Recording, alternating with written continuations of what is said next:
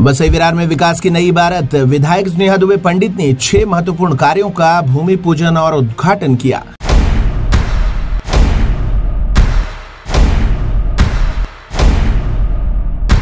वसई विरार की 133 विधानसभा सीट की विधायक स्नेहा दुबे पंडित ने बीते 2 दिनों में अपने क्षेत्र में विकास की नई गाथा लिखी है। शुक्रवार और शनिवार को उन्होंने क्रमशः 6 स्थानों पर भूमि पूजन और उद्घाटन कार्यक्रमों का आयोजन कर ऐसे आधारभूत सुविधाओं की नींव रखी जिनकी यहां की जनता को वर्षों से प्रतीक्षा थी। सबसे पहले अरनाला ग्राम पंचायत में नए श्मशान भूमि का भूमि पूजन कर विधायक ने अंतिम संस्कार सुविधाओं में सुधार का संकेत दिया।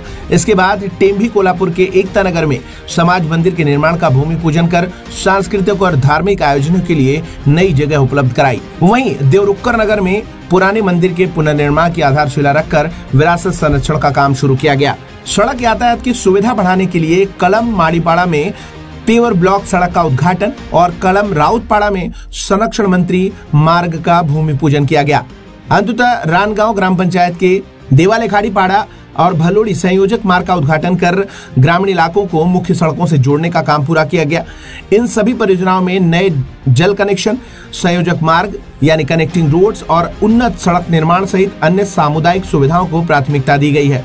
इन आयोजनों में स्थानिक नागरिकों, ग्राम पंचायत के पदाधिकारियों, क्षेत्रीय कार्यकर्ताओं ने बढ़ चढ़ कर भाग लिया।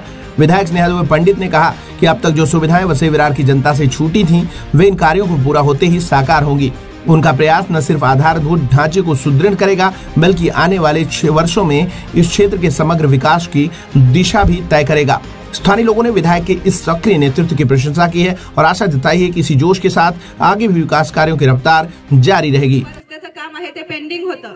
ह्या कामासाठी आमचे अगोदरचे ग्रामपंचायत सदस्य, सरपंच, उपसरपंच ह्यांनी खूप धावपळ केली होती आणि त्याच्यानंतर आज सर्वांच्या पाठपुराव्याने ह्या रस्त्याचं आज भूमिपूजन होत आहे। आणि आनंदाची बाब अशी आहे की आज ताई स्वतः रस्त्याच्या भूमिपूजनासाठी इथे उपस्थित आहेत, म्हणून त्यांच्या सर्वांतर्फे पुन्हा एकदा स्वागत। रस्त्यासाठी आमचे ग्रामपंचायत, सरपंच, काही कार्यकारी मंडळी अशी आहे की ज्या टायमाला पाणी भरतं, पूर येतो त्यावेळेस आम्हाला मदतीसाठी इथे उपस्थित असणारे अशा मंडळी इथे आज उपस्थित आहेत की आज रस्त्याचं भूमिपूजन होतं। भले हा एक असा छोटासा पट्टा दिसतो, परंतु या पट्ट्यावर राहणारे खूप लोक आहेत आणि हे जोडपट्टा 2 रस्ते आहेत, 2 गावं आहेत इथे आणि त्या गावासाठी आज खूप मोठी गोष्ट आहे। म्हणून पुन्हा एकदा सर्वांचे स्वागत आणि भूमिपूजनाचे ताईच्या हस्ते करून घ्यावे मी विनंती करते। 16 वर्षानंतर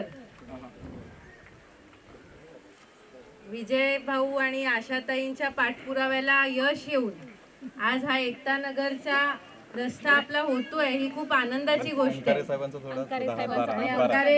अंकारे साहेबांचा सुद्धा ह्यामध्ये खूप मोठा हातभार आहे आणि तुमचं सगळ्यांचं मोठेपण तिघांचं की तुम्ही मला मान देऊन आज इथे भूमिपूजनाला बोलवलं, त्याबद्दल तुमचे सगळ्यांचे धन्यवाद।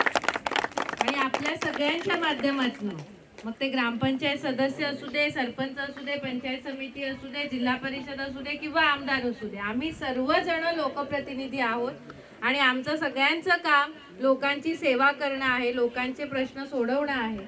आणि मला आनंद आहे की सगळे हे भारतीय जनता पक्षाचे लोकप्रतिनिधी लोकांची कामं करतायत आणि आज ते बघून मला खरंच खूप समाधान वाटतंय।